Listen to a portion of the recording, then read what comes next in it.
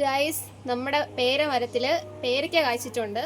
അപ്പം നമ്മളത് ഓരോന്നായിട്ട് കവർ ഇട്ട് നിർത്തിയേക്കുവാണ്.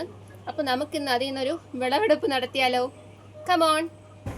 അപ്പോൾ കവർ ഇട്ട് നിർത്തിയേക്കുന്നതാണ് ഇപ്പോൾ നിങ്ങൾ കണ്ടുകൊണ്ടിരിക്കുന്നത്. അപ്പോൾ ഇത് നല്ല പഴുത്ത് വന്നതാണ് നമ്മൾ പറിച്ചെടുക്കാനായിട്ട് പോകുന്നത്. അപ്പോൾ പച്ചയായിട്ട് നിൽക്കുന്നത് അങ്ങനെ തന്നെ നിർത്തിയിട്ട് പഴുത്ത് വന്നത് പറിച്ചെടുക്കാം. അപ്പോൾ കവർ ഇട്ടില്ല എന്നുണ്ടെങ്കിൽ അണ്ണിയോ വവ്വാലോ ഒക്കെ വന്നാൽ പിന്നെ നമുക്ക് പറിക്കാനായിട്ട് കിട്ടത്തില്ല. അപ്പോൾ നിറയെ കാച്ചിട്ടുള്ളതുകൊണ്ട് നമ്മളിങ്ങനെ കവർ ഇട്ട് നിർത്തിയത്. അപ്പോൾ നമുക്ക് ഫ്രഷ് ആയിട്ട് നല്ലതായിട്ട് പറിച്ചെടുക്കാമല്ലോ. വവ്വാലൊക്കെ കഴിച്ചാൽ പിന്നെ നമുക്ക് വിശ്വസിച്ച് നമുക്ക് പറിച്ചെടുക്കാനോ ഒന്നും പറ്റത്തില്ല. കുഞ്ഞുങ്ങളും ഒക്കെ കഴിക്കുന്നതല്ലേ. അപ്പോൾ അതുകൊണ്ട് നമ്മൾ എന്ത് ചെയ്തു, കവറിട്ടിങ്ങനെ നിർത്തി. അങ്ങനെ ചാഞ്ഞ് കിടക്കുന്ന നമ്മളൊരു കമ്പൊക്കെ കൊടുത്ത് ഊന്നൊക്കെ കൊടുത്താണ് ഗൈസ് നിർത്തിയത്. പിന്നെ ഞാനും പൊന്നും കൂടി ഓരോ കവറായിട്ട് അഴിച്ച് പേരയ്ക്ക പറിച്ചെടുക്കാൻ തുടങ്ങി. നല്ല പഴുത്തിട്ടുണ്ട് കേട്ടോ. അത്ര പെട്ടെന്ന് നമുക്ക് കാണുമ്പോൾ നാരങ്ങ പോലെയൊക്കെ തോന്നും, അത്ര വലിപ്പമേ ഉള്ളൂ. പക്ഷെ നല്ല പേരയ്ക്കാണ്, അകമൊക്കെ നല്ല ചുവന്ന് നല്ല പേരയ്ക്കയാണ്. അങ്ങനെ ഞങ്ങൾ പിന്നെ ഓരോന്നോരോന്നായിട്ട് പറിച്ചെടുക്കാൻ തുടങ്ങി.